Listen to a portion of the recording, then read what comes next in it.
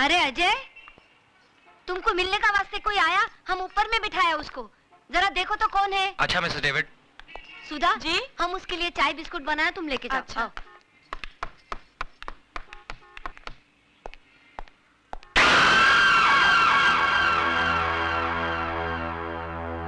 क्यों शिवा, मेरे को देख के खुशी नहीं हुई तेरे को? नहीं अन्ना, ऐसी बात नहीं है। तो आ, अन्ना के गले लग जा। आजा मेरे बच्चे, शिवा आजा। हाँ हाँ हाँ, मेरे को बहुत खुशी हुई कि तूने घर बसा लिया, लेकिन मेरे को दुख भी हुआ कि तू अन्ना को भूल गया। चल कोई बात नहीं, अब मैं तेरे को लेने आया हूँ। अपना सामान बांध और मेरे साथ चल। नहीं अन्ना, अब ये मुमकिन नहीं। अब मैं तुम्हारे साथ नहीं चल सकता। मजाक करने की आदत गई नहीं तेरी? अरे अन्ना की दुनिया तो बहुत उदास है रे तेरे बगैर। चल वापस चल शिवा। मेरा नाम शिवा नहीं, अब अजय है। नाम के साथ साथ पेशा भी बदल दिया है मैंने। हथियार की जगह औजार और खून की जगह पसीना बहाना सीख लिया है। हाँ मेरे को मालूम है, इधर इस बस्ती में तूने एक गैरेज खोल रखा है, गाड़ी की रिपेयरिंग करता है तू। लेकिन अपन का लाइफ भी कोई गाड़ी का इंजन नहीं, जो बिगड़ जाए तो रिपेयर हो जाए। चला तो चला, नहीं तो स्क्रैप। देखो अन्ना, मैं बहस नहीं करना चाहता। मैंने अपना फैसला सुना दिया है। मैं तुम्हारे साथ नहीं आ सकता। लेकिन मैं फिर भी समझा देता हूँ, अपन लोग की गाड़ी में रिवर्स गियर नहीं होता। हाँ, इसलिए सिर्फ आगे बढ़ना चाहता हूँ, नहीं लौटना मुझे उन रास्तों पर जिस पर बेगुनाह इंसानों की लाशें खून से लिथड़ी पड़ी हो। नहीं लेना उस हवा में सांस जिस हवा में बारूद का धुआं शामिल हो। अन्ना, मैं तुम्हारे हाथ जोड़ता हूँ, मुझे मजबूर मत करो। प्लीज चले जाओ यहाँ से। क्या बोला तो? मैं चले जाऊं यहाँ से? मेरे को बोला तो? मेरे को बोला? अरे तू जब रोता था ना, तो तेरी रोने की आवाज नहीं निकलती थी तेरी हलक से। ऐसे मरेले हालत में कोई कचरे में फेंक के गया था तेरे को? मैं उठाया तेरे को, अन्ना उठा के पाला तेरे को। बच्चा जब बोलने लगता है, उसके मुंह से पहला वर्ड अम्मा निकलता है, लेकिन तेरे मुंह से अन्ना निकला था। अन्ना निकला था, अन्ना। इतना प्यार दिया मैंने तेरे को, और तू मेरे को बोलता मैं चले जाऊं यहाँ से? अरे 2 वक्त जोरू के हाथ का रोटी और 4 रात उसके साथ सोने को क्या मिल गया? अन्ना को भूल गया तू? अन्ना को? मैं जानता हूं अन्ना, मेरी जिंदगी का एक एक पल तुम्हारे एहसानों का कर्जदार है। यही कर्ज था जिसकी खातिर जो कुछ तुमने मुझसे कराया मैं करता चला आया। लेकिन अब मुझे जीने का मकसद मिल गया है। मैं जीना चाहता हूं अन्ना, एक नेक इंसान बनकर, अपनी खातिर, अपनी बीवी की खातिर। तो तू इसके लिए जीना चाहता है? याद कर शिवा, जिस आदमी के घर पे तूने पैसे भिजवाए थे वो कोई और नहीं, तेरे औरत का पहला मर्द था। अब तू जीना चाहे भी तो जी नहीं सकेगा, क्योंकि जिसके मांग में तूने सिंदूर भरा है ना, उसका मांग उजाड़ने वाला भी तू है। उसका पहला पति रवि मल्होत्रा का कातिल तू है। उसको विधवा बनाने वाला तू है, तू है, तू है।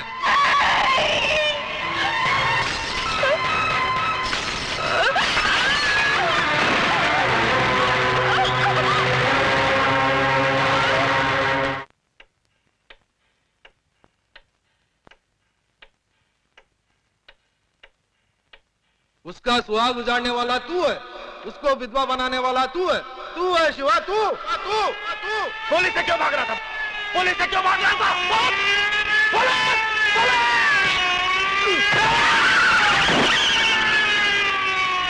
मुबारक हो, आप बाप बनने वाले हैं।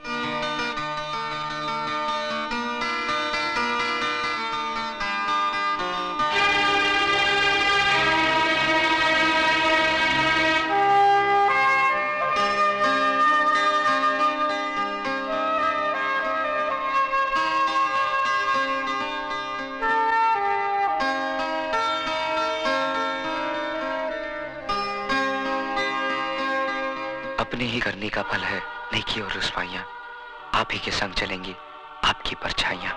ए मैं, तुम काय का वास्ते मुंह लटका के खड़ा है? अरे तुम्हारी लाइफ का सबसे बड़ा गुड न्यूज आज हम तुमको देंगे। तुम फादर बनने वाला है। यस फादर, और हम दादी। अरे हमारा तो दिल करता है कि जोर से नाचेंगा, गाएंगा, चिल्लाएंगा कि हम दादी बन। मिसेस डेविड, हॉस्पिटल में शोर मचाना मना है। Sorry sorry. कांग्रेचुलेशंस। जश्न तो हम सब मिलकर कल बस्ती में मनाएंगे। हाथ भी लगाया, खून की बू आती है मुझे तुम्हारे जिस्म से। नफरत है मुझे तुमसे, नफरत। इससे बड़ा अभिशाप और क्या होगा मेरे लिए कि जिससे मेरा सुहाग उजाड़ा उसने मेरी मांग भरी। मेरी बदकिस्मती है ये कि एक कातिल के खून का खतरा मेरी कोख में पल रहा है। जी तो चाहता है कि जन्म से पहले इसे मार डालूं, लेकिन क्या फर्क रह जाएगा तुम में और मुझ में? मैं तुम्हारी तरह खूनी नहीं हूं।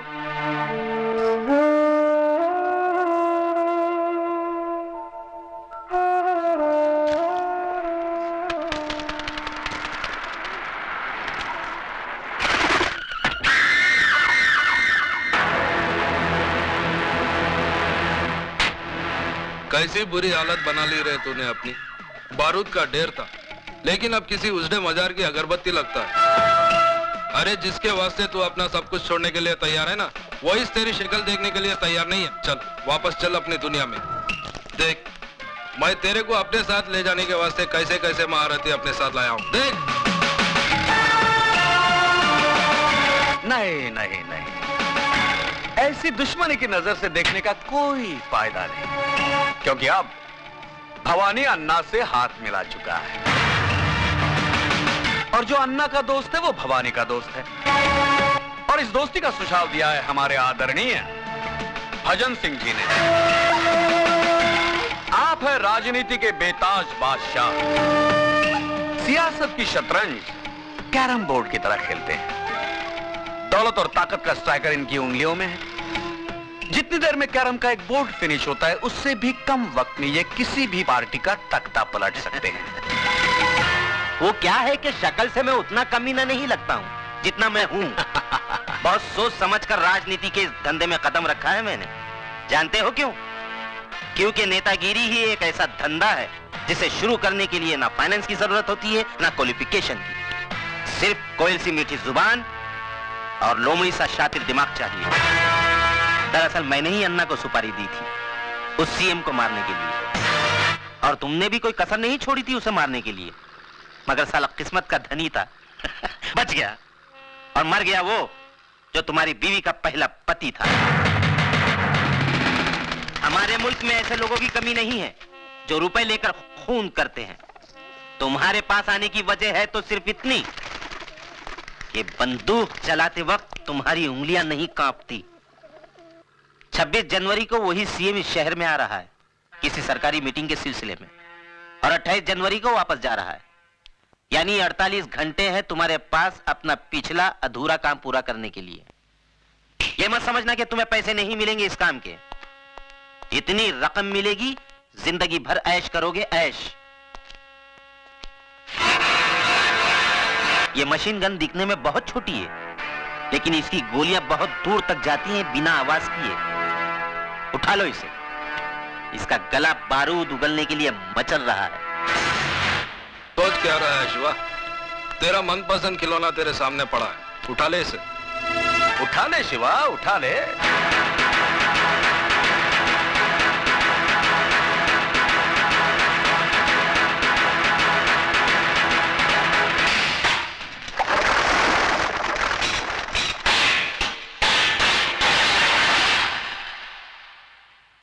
भजन सिंह, जब मैं चलना सीख रहा था तो अन्ना ने उंगली की जगह रिवॉल्वर की नाल थमाई थी मुझे। बड़ी मुश्किल से अपने हाथों से बारूद की बदबू धोई है मैंने। मुझे दोबारा हथियार उठाने पर मजबूर मत करना, वरना कैरम बोर्ड तुम्हारे सामने होगा, लेकिन स्ट्राइकर चलाने के लिए तुम्हारी हथेली पर उंगलियां नहीं रहेंगी।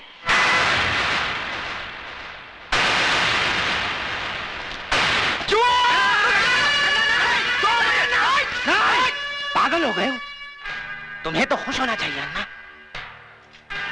क्योंकि आज भी वही तेवर, वही जुनून, वही आग है इसमें। अब तुम देखना, मैं इस आग में अपनी राजनीतिक बुद्धि का तेल छिड़ककर इसे कैसे ज्वालामुखी बनाता हूं। उड़ा दे इसे।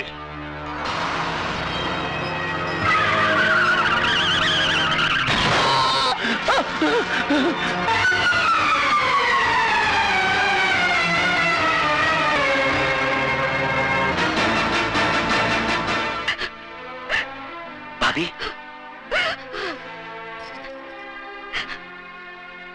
ये सब कैसे हुआ? पता नहीं, ऑफिस से घर आ रहे थे, अचानक कार उड़ाकर चली गई। एक्सक्यूज मी, केस बहुत सीरियस है, हमें दूसरे अस्पताल से सर्जन को बुलाना होगा। आप 30-40 हजार रुपए जमा करवा दीजिए। 30-40 हजार रुपए? इतने रुपए कहाँ से आएंगे? आप फिक्र मत कीजिए, महेश भैया के इलाज के लिए मैं अपना कराच तक भेज दूंगा। साहब इसको मत तोड़िए साहब, ये हम गरीबों की रोजी रोटी है साहब। मैं आपके हाथ जोड़ता हूँ, पैर पड़ता हूँ साहब। तेरे को बोला ना बीच में नहीं आने का, नहीं तो तू भी भूखा हो जाएगा। चला यहाँ से। नहीं मिस्टर, खबरदार जो हमारे काम में दखल देने की कोशिश की तो मैं समझता हूँ। तुम्हारा ये गैरेज अनऑथोराइज्ड है और इसका डिमोलिशन ऑर्डर है हमारे पास। ये देखो। मगर साहब एक ड्राइवर, बुलडोजर चला दो। तोड़ दो सब। मैं कहता हूँ तोड़ दो सब। हटो इधर से।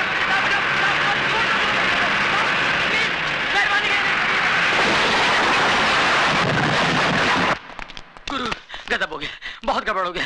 म्युनिसिपालिटी वालों ने अपना गैरेज तोड़ दिया। मैंने उनको बहुत समझाया गिराया कि मत तोड़ो, कहते हैं गैर कानूनी है।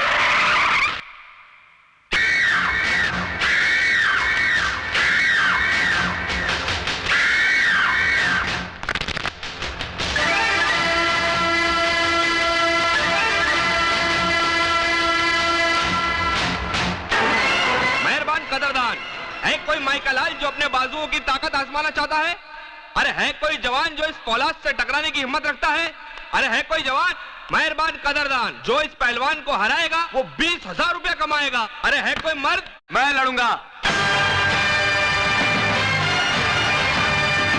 हाँ, मैं लड़ूंगा। तू लड़ेगा? मैं लड़ूंगा इस मिट्टी के लाल से। ठीक है, आ अंदर आ, आजा। हाँ, कपड़े बदल के आना।